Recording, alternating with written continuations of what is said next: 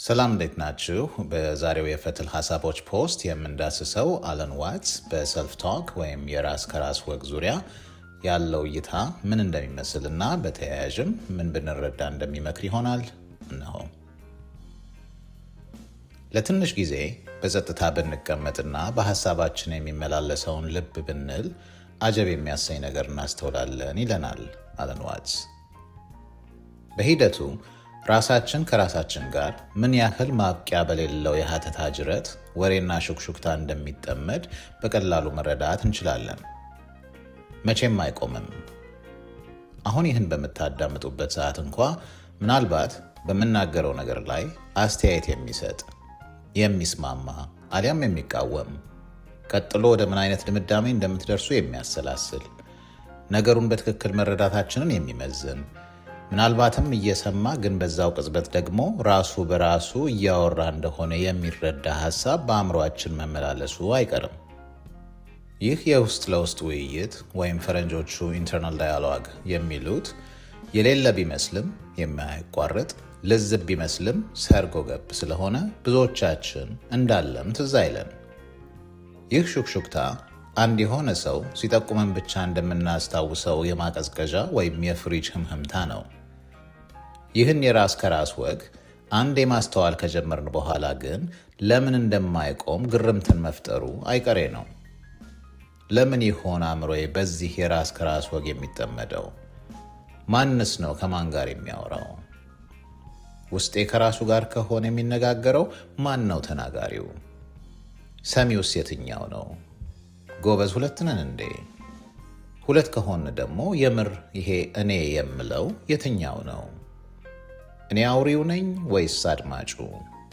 እነዚህ ዋዛ ጥያቄዎች እንዳይመስሏችሁ ይለናል የሐሳቡ ባለቤት።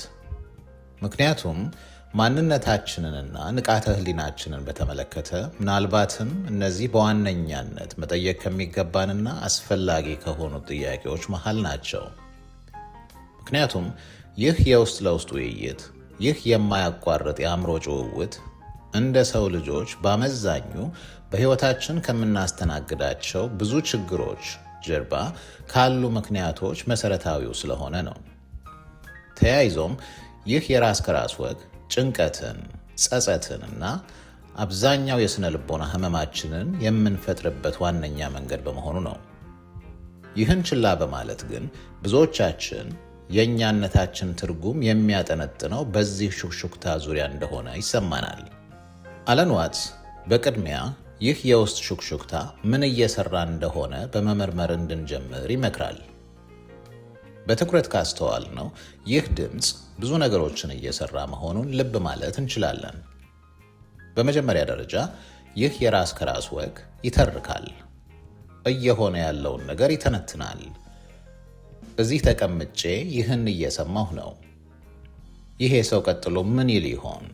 እየሰማሁ ያለሁት ነገር አጀብ ያሰኛል፣ ወይም ደግሞ ትርጉም የለውም፣ በዚህ እንኳን አልስማማም እያለ ልክ እንደ ስፖርት ተንታኝ የሕይወታችንን አካሄድ የየቅጽበቱን ድርጊት ሳያሰልስ ለእኛው መልሶ ያሾከሹክልናል። ሌላው ሳይቦዝን ነገሮችን ይገመግማል። ይሄ ጥሩ፣ ያ መጥፎ፣ ውይ ደስ ሲል፣ ኡፍ ይሄ ደግሞ ታክቶኛል፣ ይሄ ነፍስ ነው፣ ያ ደግሞ እንዴት እንደሰለቸኝ፣ ውይ ይሄ ደስ ይለኛል፣ ያ ምንም አይመቸኝ፣ ይሄ ጥሩ እየሄደ ነው፣ ያስ አልተሳካለትም፣ ይሄን ነገር በሌላ መንገድ መሞከር ነበረብኝ፣ ውይ ያ ነገር እንዲቀጥል ፈልጋለሁ፣ አቤት ፈጣሪ እንደው ያንንስ ሁኔታ አትመልሰው፣ ሌላም እያለ ነገሮችን ሳያቋርጥ ይፈርጃል፣ ይገመግማል፣ የፍርድ ሂደቱን እንደ ጅረት ያፈሰዋል። ሶስተኛ በማቀድና በመለማመድ ይጠመዳል። የወደፊቱን በማሰብ መላምቶችን በማውጠንጠን እስከ መቼውም በአደባባይ የማንሰጣቸውን ንግግሮች በማዘጋጀት አጠገባችን ከሌሉ ሰዎች ጋር በሚደረጉ ክርክሮችን በመንደፍ ሊፈጠሩ ስለሚችሉ ነገሮች በመጨነቅ ቢሆኑ ብለን ስለምንመኛቸው ነገሮች በማለም እገሌ ወይ እገሊት እንዲህ ቢል ወይ ብትል እንዲህ ብዬ እመልሳለሁ እያል መልስ በማዘጋጀት ውይ እንዲህ ቢሆንስ ብሎ በመስጋት ይሄን ነገር እንዳደርግ ማስታወስ አለብኝ በማለትና የመሳሰሉትን በማውጣት በማውረድ። አራተኛ፣ ምናልባትም በማንጠብቀው መልኩ የማንነታችንን ትርጉም ወይም አሻራ ለመጠበቅ ማን እንደሆንን እየደጋገመ ያስታውሰናል።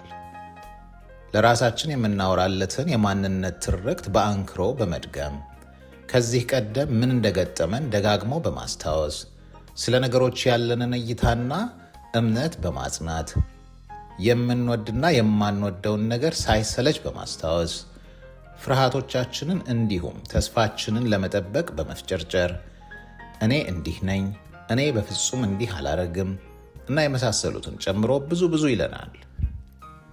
በጥቅሉ ልክ እንደ አንድ የፕሮፓጋንዳ ማሰራጫ ጣቢያ በሚተርክልን ታሪክ ውስጥ ያለን በሚነግረን አይነት ገጸ ባህሪ እየተቀረጽን እንደሆነ አይነት ሳይታከት ሊያሳምንንና ሊያስታውሰን ይጥራል። ይህን ሁሉ የራስ ከራስ ሹክሹክታ ልብ ስንል አእምሯችን በዚህ ሁሉ ነገር ለምን እንደሚጠመድ መጠየቅ ግድ ይላል። የዚህ ሁሉ እንካ ሰላምቲያ ፋይዳው ምንድን ነው? በአለን ዋትስ እይታ የዚህ ውስጥ ለውስጥ ዋካታ መሰረቱ ነገሮችን ሁሉ በቁጥጥር ስር የማዋል ብዥታ ነው። በአእምሯችን እምነት ስለ ነገሮች ሳይቦዝን ቢያስብ፣ ነገሮችን እስከ ጥግ ቢተነትን፣ ስለ ሁሉ ነገር ሳይታክት ቢያቅድ፣ ወደፊት የሚገጥመንን ነገር ሁሉ በቁጥጥር ስር ማዋል እችላለሁ ከሚል ይመነጫል። በአእምሯችን እምነት ከሆነ ሕይወትን ለማቅለል፣ ከአደጋ ለመጠበቅ፣ የነገሮችን አካሄድ ሊተነበይ የሚችል ለማድረግ፣ ስቃይን አስወግዶ ደስታን ብቻ ለማስፈን እኛ ነን ብለን የምንረዳውን ማንነት ጠብቆ ለማቆየት የሚያደርገው ሙከራ ነው።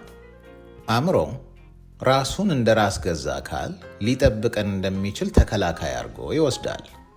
ችግሩ ግን ያ አካሄድ አይሰራም።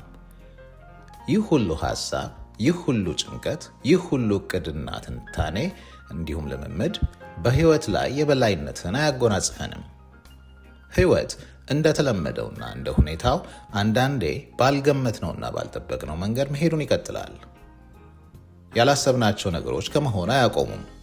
ሰዎች ባልጠበቅነው መልኩ ወደ ሕይወታችን መግባታቸውን አሊያም መውጣታቸውን ይቀጥላሉ። ይሁንና አእምሯችን ማሾክሾኩን አያቆምም።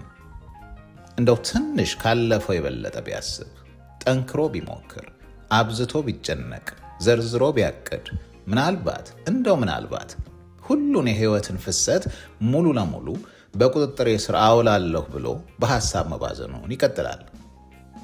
ይህ ልክ አንድ የቆመ ጀልባ ውስጥ ያለ ሰው በየዋህነት የጀልባውን የባንዲራ ምሰሶ ሌት ከቀን ብገፋ ጀልባው አንድ ቀን ይሄዳል ብሎ እንደማመን ይቆጠራል ይለናል አለን ዋትስ።